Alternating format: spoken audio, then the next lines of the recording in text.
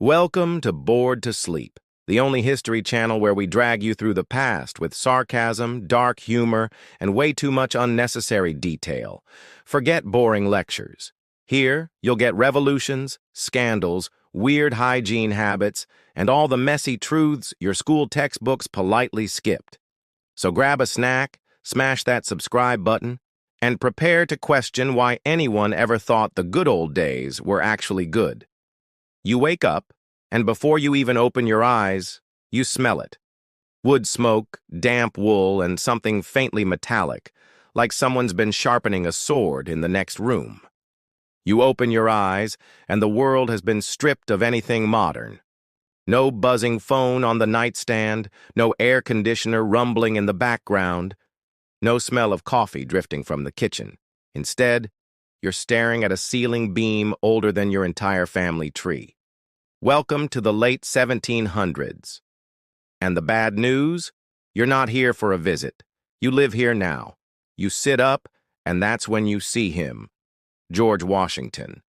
Not the stiff portrait version from your school history book, but the actual, breathing, 6-foot-something man himself. His uniform is pristine in that I have staff to do my laundry way, but his face looks like someone who hasn't had a single good night's sleep since 1775. His hair is powdered, his boots polished, and yet there's this permanent weight on his shoulders, like he's carrying not just a new country but the collective neuroses of 13 squabbling states. He glances your way, not exactly surprised to see you, as if people randomly appearing in his quarters is just another Tuesday. "We've got work to do," he says, and that's it. No introduction, no welcome to the team. You were swept into the noise and chaos of early America before you've even figured out where the bathroom is. Spoiler. There is no bathroom. There's a wooden bench outside, and it's exactly as terrible as you think. The air outside is cold and damp, and the streets aren't streets so much as muddy trenches lined with wooden planks. The smell hits you next. Horse manure, stale beer, sweat, and something else you can quite place but suspect is just the smell of 1790. It is the scent of people who work hard, rarely bathe, and have a complicated relationship with their teeth. You are shoved into a carriage that rattles and bumps like it's actively trying to shake you apart. No shock absorbers here. By the time you arrive wherever Washington is dragging you, your spine feels like it's been rearranged by a medieval chiropractor. The city, is a mix of clapboard houses, muddy markets, and government buildings that look impressive until you realize they were probably hammered together by someone who also made wagons on the side. And yet, there's this hum in the air, an energy that comes from being in a place where everything is still being invented. The United States isn't even 30 yet. Most people are still figuring out if it's going to survive. Washington steps into a room filled with men in waistcoats and breeches, arguing loudly in a mix of formal English and frontier slang. They're talking about taxes, tariffs, and whether the federal government should be allowed to do, anything. You realize quickly that the presidency at this time isn't about shaking hands and giving speeches. It's about being stuck in the middle of the loudest, pettiest, most stubborn group of people you've ever met, and somehow convincing them to agree on something. You catch snippets of the conversation. If we tax whiskey, the farmers will riot. If we don't tax whiskey, the treasury will collapse. Someone brings up whether the capital should be in New York or Philadelphia. Someone else starts yelling about France. Someone else mutters something about Britain under their breath and gets a glare that could kill. It's political chaos, and Washington just stands there, absorbing it all like a human lightning rod. You start to understand why the man barely smiles in paintings. When the meeting finally breaks up, Washington is still quiet, not because he has nothing to say, but because he knows that no matter what he says, half the people in that room will hate him for it. This is the presidency before spin doctors, before polling data, before a 24-hour news cycle. Every decision is a gamble, and the stakes aren't, will my approval rating drop? The stakes are, will this brand new country fall apart before dinner? You trail after him as he walks back through the streets. Children dart between carts, women haul buckets of water from communal pumps, and soldiers lean against doorways, half asleep. You're trying to take it all in, the sheer rawness of this place. There's no safety net, no infrastructure, nothing you can count on except your own two hands and maybe the goodwill of a neighbor, if you were lucky. And in the middle of it all is this one man who everyone else decided is responsible for making sure the whole thing doesn't implode. He stops for a moment at the edge of a market, watching a vendor argue with a customer over the price of apples. You can tell he's thinking about something bigger than apples. He's thinking about the fact that these people, loud, stubborn, independent to the point of insanity, are the foundation of the nation. They're the reason he's doing this, and probably also the reason he wishes he wasn't. You're not sure how to feel. Part of you wants to shake his hand and say, "Thanks for your service." Another part of you wants to grab him by the collar and shout, "Why would you volunteer for this nightmare?" But you know the answer. Because someone had to. Someone had to stand in the middle of the storm and try to keep the ship from sinking. And in 1790, George Washington was the only man who could. As the day winds down, the air gets colder, the streets quieter, you follow Washington back toward his quarters, your feet aching from walking on uneven planks all day. He doesn't talk much. Maybe he's thinking about tomorrow's problems. Maybe he's thinking about yesterday's. Or maybe he's just wondering if anyone remembered to order more gunpowder. You don't ask. You just trudge along, realizing that you've stepped into a world where leadership isn't about glory. It's about endurance. The job of president today comes with a motorcade, a private plane, a chef who knows your favorite midnight snack, and a team of people whose entire job is to make sure you don't look sweaty on camera. Back in the Washington to Lincoln era, you got a horse, a stack of angry letters, and an ulcer. That's it. You wake up with the sun because if you don't, someone will knock on your door and tell you there's already a crisis. You don't have to get a moment of scrolling Instagram in bed because you don't have to have a bed. At least not in the plush memory foam sense. You have a mattress stuffed with straw and maybe some questionable hair from whatever animal was unlucky enough to be nearby. Your blanket is heavy wool, scratchy enough to exfoliate your entire body in your sleep. The first thing on the schedule? Reading. Not reading for fun, reading letters from farmers who are furious about a tax they just found out about. Letters from merchants claiming they can't make a living because of some tariff dispute. Letters from governors insisting that the federal government should stop sticking its nose where it doesn't belong. There's no email delete button, no mark as spam. Every single complaint is handwritten and dripping with 18th or 19th century passive-aggressive politeness that somehow feels meaner than Twitter. After that, you meet with your cabinet, and cabinet is a generous term for a small group of equally exhausted men who have also been up since sunrise. They were all wearing layers of wool and linen in rooms that are either freezing cold or boiling hot, depending on the season. Everyone's sweating or shivering, no one's comfortable, and half the time the debates sound like fights you'd hear at a family dinner table, except the topic isn't who forgot to buy milk. It's whether the country should get involved in a war. Then there's travel. You think flying cross-country is bad? Imagine riding in a wooden carriage over unpaved roads for hours while your tailbone slowly gives up on life. Washington did this constantly, bouncing between cities because the capital itself moved in the early years.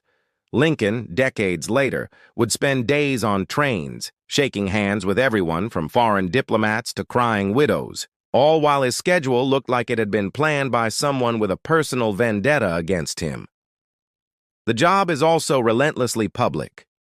You can't just grab a quiet dinner. If you go to a tavern, half the room stops eating to stare at you. If you walk through a market, everyone has something to say. Sometimes thank you. More often, here's why you're ruining the country. No bodyguards with sunglasses and earpieces, no press secretaries to filter the questions. It's just you, your own voice, and a crowd that can smell hesitation from a mile away. Food? Forget the carefully curated, heart-healthy meals modern presidents get. Your diet is whatever's available, usually heavy bread, salted meat, stewed vegetables, and beer that tastes like someone dared water to get funky. And the worst part? There's no guarantee your food won't be terrible. Washington was known to eat quickly and move on. Lincoln sometimes forgot to eat at all. Because when you're spending your day trying to hold a nation together, mealtime isn't exactly a relaxing ritual. And then there's the paperwork. Endless paperwork. Decrees, orders, bills waiting for signatures, reports from the military, reports from the states, reports about the reports. The paper cuts alone could qualify as workplace hazards. By midday, your desk looks like it's been hit by a snowstorm made entirely of parchment. The ink stains on your fingers are permanent. Your hand cramps so badly you would gladly trade it for a typewriter. Except those haven't been invented yet. The role also requires a bizarre mix of optimism and paranoia. You have to project confidence while knowing that somewhere, right now, people are plotting to undermine you. Political opponents hold secret meetings in smoky rooms. Rival newspapers run hit pieces so vicious you can practically feel the ink sneering at you. And it is not like you can clap back with a quick tweet. You have to wait for the next edition of your own newspaper allies, which could take days. By then, the rumors have already spread to every tavern in the country. Even when you try to escape the stress, you can't. Washington would retreat to Mount Vernon, only to be followed by a mountain of letters demanding his attention. Lincoln might visit the theater for a little relief from the war, but he carried the conflict in his eyes everywhere he went. Your downtime isn't really downtime. It is just working somewhere else while pretending it is a break. And let's talk about hygiene. There are no hot showers. If you want a bath, someone has to haul buckets of water, heat them over a fire, and pour them into a tub. It is so much work that you don't bother unless you have to meet foreign dignitaries. And even then, you might just settle for splashing your face and calling it a day. Meanwhile, the rooms you work in are lit by candles and fireplaces, so everything smells faintly of soot. Your clothes are tailored, yes, but the stiff fabrics and endless layers feel like you are being hugged by a very judgmental curtain. By the time the sun goes down, you've had exactly 0 moments of privacy, eaten 1.5 meals, been told in at least 3 different ways that you're a failure, and made decisions that could start or end wars. And tomorrow? Tomorrow's the same, only with new problems, new complaints, and a new batch of letters demanding that you fix everything immediately. The truth is, being president in this era isn't a glamorous job. It is not about being adored or powerful. It is about keeping a fragile system alive, one exhausting day at a time. It's babysitting a country that's constantly trying to run into traffic.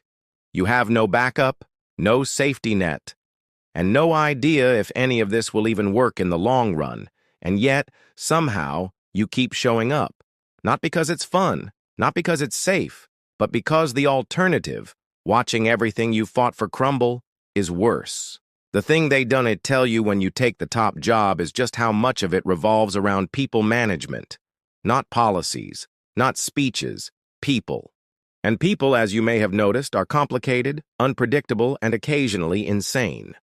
Your team is a colorful cast of characters, each with their own agenda, personality quirks, and ability to derail your day faster than a runaway stagecoach.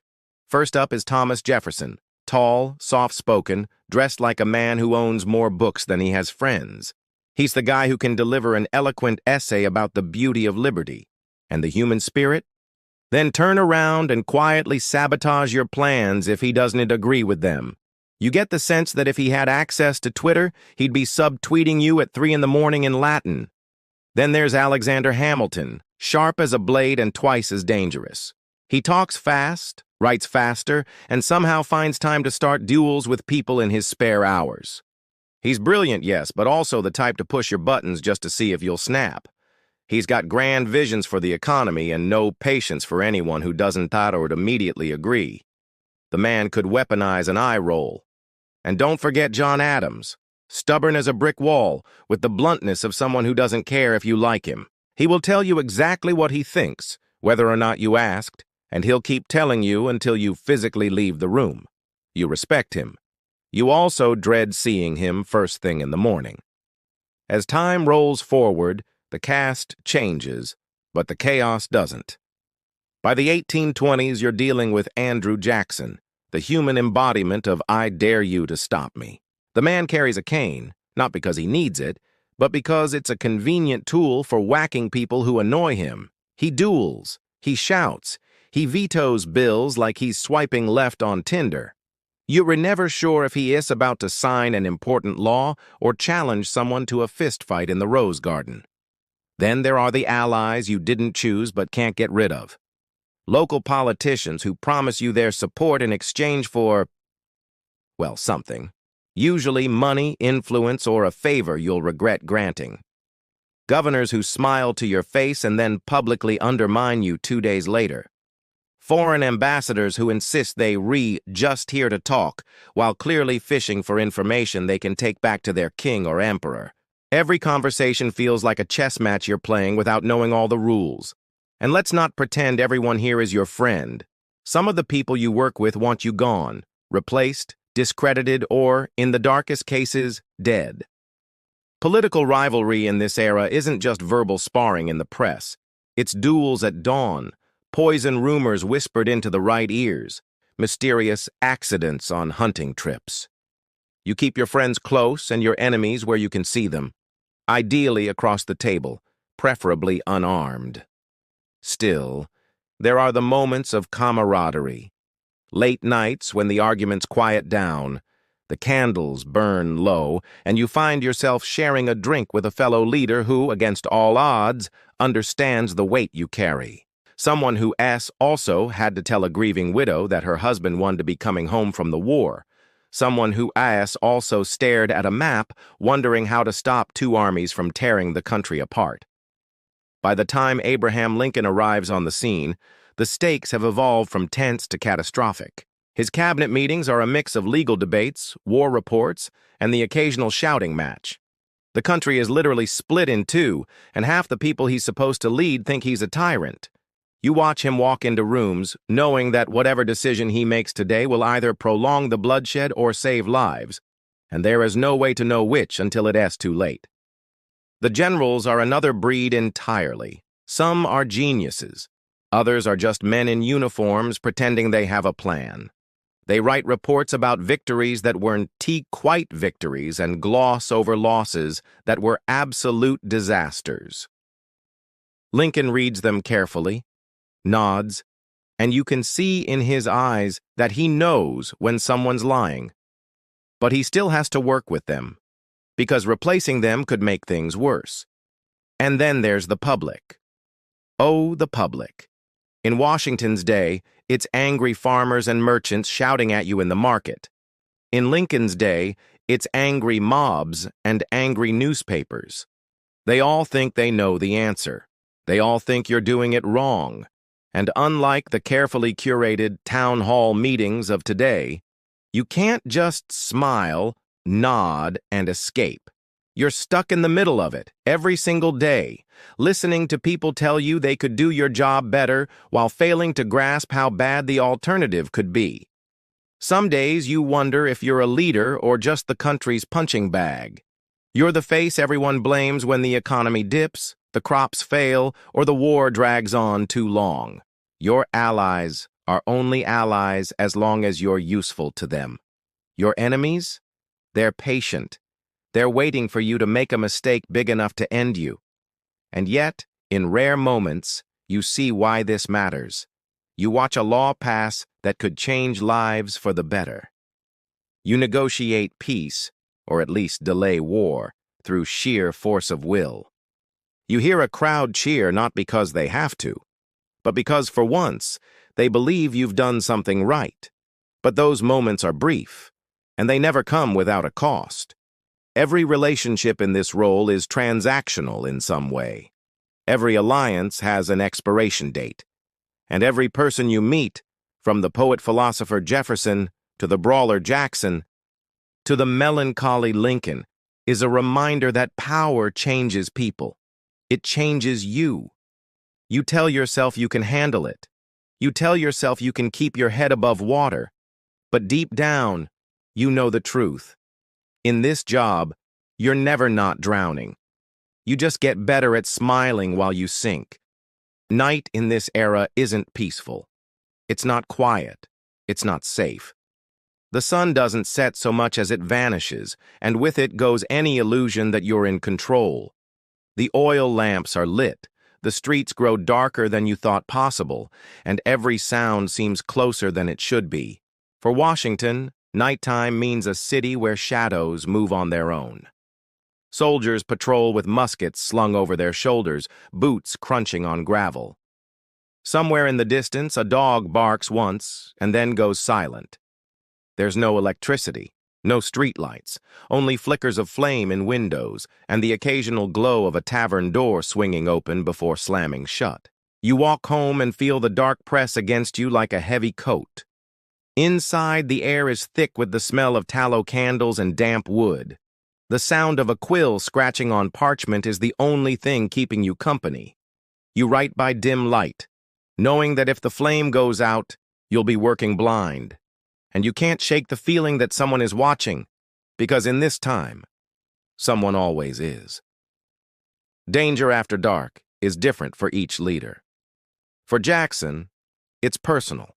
He's made enemies in every corner of the country, and some of them aren't content to just write nasty things in the newspaper. He's been shot at before, stabbed, challenged to duels.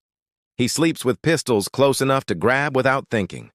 His cane leans against the bedpost, not just for walking, but for breaking someone's skull if necessary. The man has survived so many assassination attempts that you start to wonder if death is just afraid of him. But the real paranoia sets in with Lincoln. The Civil War doesn't stop when the sun goes down. Messages arrive at all hours, notes scribbled in haste, sometimes smudged with mud, sometimes with blood. Couriers pound on the doors in the middle of the night, breathless from riding hard. The news is never good. A battle lost. A fort under siege. A general requesting reinforcements he knows you can't send. The city at night is a different beast during wartime. Campfires glow faintly on the horizon where soldiers bivouac. The streets are tense, patrolled by men who look at every stranger twice. You walk through Washington, D.C. and smell smoke from a blacksmith's forge, whiskey from the taverns, and the sharp tang of fear that hangs in the air like humidity. Even in the White House, which is far from the fortress it should be, there are blind spots, open windows, unguarded doors. You lie in bed and hear things, footsteps where there shouldn't be any, the distant crack of a gunshot, the low murmur of voices outside. Your mind starts inventing threats out of every creak of the floorboards. Maybe it's the wind. Maybe it's someone slipping a knife under the door. You learn quickly that sleep is a luxury you can't always afford, and the threats aren't just physical. At night, political plots take shape in parlors and smoky back rooms.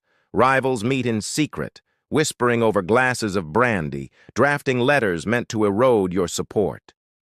Newspapers go to print under cover of darkness, ready to release damning headlines in the morning. You can't stop them. All you can do is brace yourself for the fallout. Some nights, there's no time to dwell on fear because the danger is already here. Washington once had bullets whistle past him in battle. Jackson pulled a bullet out of his own shoulder and kept fighting. Lincoln rode to the front lines and stood within range of Confederate sharpshooters. These aren't leaders who hid behind walls, though walls in this era would need to have done much against a determined assassin anyway. And it's not just about protecting yourself. It's about protecting the people around you. Family members, advisors, soldiers. All of them are potential targets. You send them to bed with reassurances you don't believe, then sit awake listening for the sound of trouble coming down the hall. You think maybe you'll get used to it, but you don't. Every night feels different, and every night feels dangerous in its own way. Sometimes it's the eerie quiet, the way the city seems to hold its breath before something terrible happens. Other times it's the noise, drunken shouting outside, the crash of something breaking, the pounding of boots on the stairs. Even the safe moments are fragile. Maybe you're sharing a drink with a trusted ally in your study, the fire crackling low, when a messenger bursts in with news that shatters the brief illusion of calm.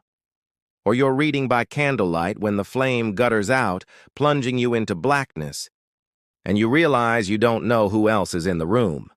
The danger isn't just in your head. Washington knew that even in peacetime, there were men who would gladly see him dead to change the course of the country. Jackson's enemies were sometimes just one drink away from pulling a trigger. Lincoln lived with credible death threats arriving almost daily, enough to fill a drawer, enough to remind him every morning that someone out there was planning his end. And still, every morning they got up and did the job again. Because in this world, danger after dark is just part of the cost of leadership. You learn to live with it, to work through it, to accept that the quiet hours are when the worst ideas take root, and that daylight might not be enough to burn them away. So you blow out the candle, check that the pistol is loaded, and lie down, staring at the ceiling in the dark. You tell yourself you'll sleep, but you don't. You listen. You wait. And in the silence, you wonder which will come first, morning, or the sound of someone trying to kill you.